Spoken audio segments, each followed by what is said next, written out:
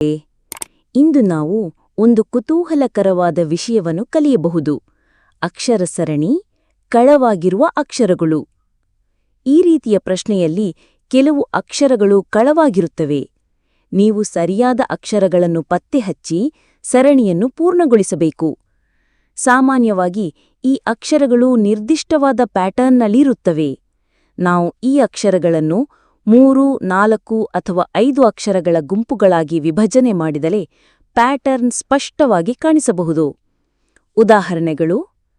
First example: A dash C dash C dash C A dash dash B. Second example: X Y dash dash X Y Y dash X Y dash. ಇದನ್ನು ಹೇಗೆ ಪತ್ತೆಹಚ್ಚುವುದು ಎಂದು ನೋಡೋಣ. Step 1: ಮೊದಲು ಎಲ್ಲ ಅಕ್ಷರಗಳನ್ನು ಎಣಿಸಿ. Step 2: ನಂತರ ಅವುಗಳನ್ನು 3, 4 ಅಥವಾ 5 ಅಕ್ಷರಗಳ ಗುಂಪುಗಳಾಗಿ ವಿಭಜನೆ ಮಾಡಿ. ಸ್ಟೆಪ್ 3: ನಂತರ ಗಮನದಿಂದ ನೋಡಿದರೆ ಪ್ಯಾಟರ್ನ್ ಪತ್ತೆಯಾಗುತ್ತೆ. ಅಷ್ಟೇ ಅಲ್ಲ, ಕೆಲವೊಮ್ಮೆ ಅಕ್ಷರಗಳು ಪುನರಾವೃತ್ತಿಯಾಗಿರಬಹುದು ಅಥವಾ ಅವನತಿಯಲ್ಲಿರಬಹುದು. ಈಗ ಈ ಉದಾಹರಣೆಯನ್ನು ಗಮನಿಸಿ. P dash S dash Y dash P dash Q dash dash R.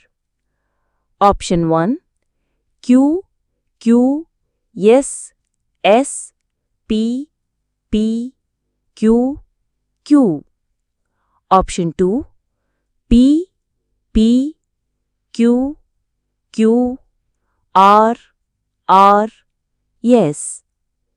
Option 3: Q Q R R S S P.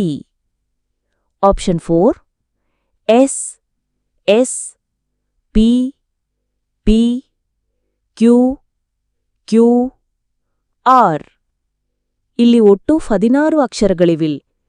ನಾವು ಈ ಅಕ್ಷರಗಳನ್ನು 4 ಗುಂಪುಗಳಾಗಿ ಹಂಚೋಣ.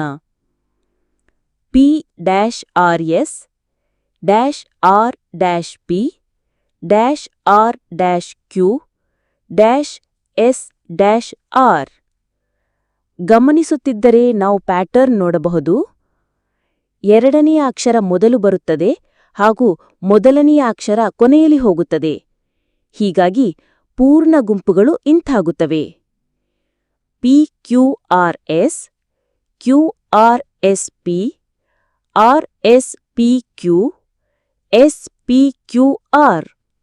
ಆದರೆ ಕರೆಕ್ಟ್ ಆನ್ಸರ್ ಆಪ್ಷನ್ ನಂಬರ್ 1. ಗೊತ್ತಾಯ್ತು ಮಕ್ಕಳೇ?